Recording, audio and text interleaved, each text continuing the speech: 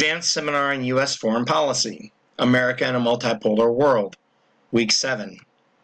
The Role of the U.S. in the Post-Cold War, post-9/11 world. Now that we are concluding, here are a few thoughts and parting words and some final summations. First, let's talk about Europe. Will we ever abandon Europe, or Europe ever abandon us? I'd have to resoundingly say no. And I have every reason in the world to say this. First, there's culture. Largely, a majority of the American population can trace their descendants to Europe. They can trace their religion to Europe, either adopted or what they were raised in. Then we have history. We fought 2 world wars, the bloodiest in history.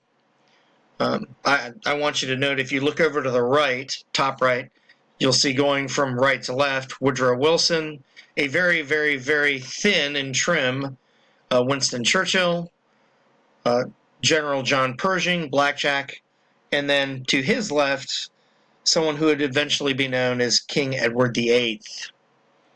Following these wars, we also endured a Cold War, which was perceived as an existential threat against democratic and capitalist regimes on their continent. Were there troubled times? Of course. De Gaulle pulled out of NATO. Germany decided not to back the U.S. in the Iraq War. There have been several statements about the faltering or the strength of the relationship between London and D.C. But despite whatever might happen, you can be reassured that all of the troubled times, frictions, and disagreements, there will never be a hard break. Now, China. They see themselves as the last ones at the party. They're the last major communist power. North Korea is a burden. They always have been a burden. Back after World War II, they were essentially handed North Korea as a responsibility by the Soviet Union. North Koreans, in their estimation, are comparable to either a dog tugging at your heel or a little brother that follows you to the movies. They've always been a burden and a bother. They always have to take into account what North Korea might or might not do. For more information on that, if you're interested, you can check out these 2 books, Mao's Generals Remember, which, if you're interested in this period of time, I would highly recommend, and Uncertain Partners, which is a somewhat longer book, which is more of a compendium. It explains more broadly. Mao's Generals Remember Korea is the first time that Chinese generals from that era were allowed to speak to Western journalists and scholars. Moving on. Resolving the situation in North Korea, which is a prospective nuclear power, is completely dependent on Beijing.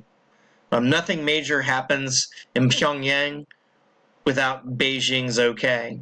And if it does, Beijing serves as a counterweight to anything that might happen.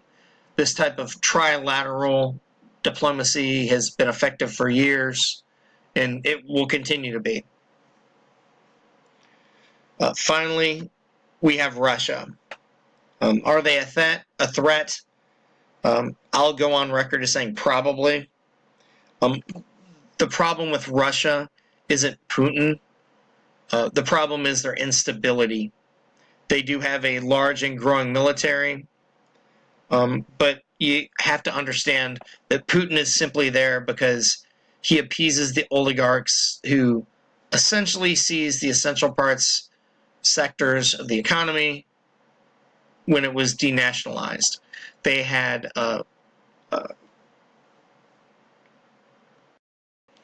when the large utilities, gas producers, big businesses were auctioned off after communism, the only people that were allowed to bid on them were firms that were backed by certain banks, and sure enough, that collection of big businesses and big banks make up your oligarchs. So the key again, and I can't reiterate this more, is the effect that the price of oil has on their economy. What could happen if oil were to, the price were to drop precipitously? It would be catastrophic for Russia. You would have people starving inside of 2.5 months. But again, it would have to be a large drop. It would have to be quick. Russia, of course, Putin, he does his best to go ahead and supplement any earnings from oil trade with weapon sales. And now we go for full circle and we talk about what he's doing in Syria. If there are any questions about these issues of U.S. foreign policy or anything else, feel free to contact me.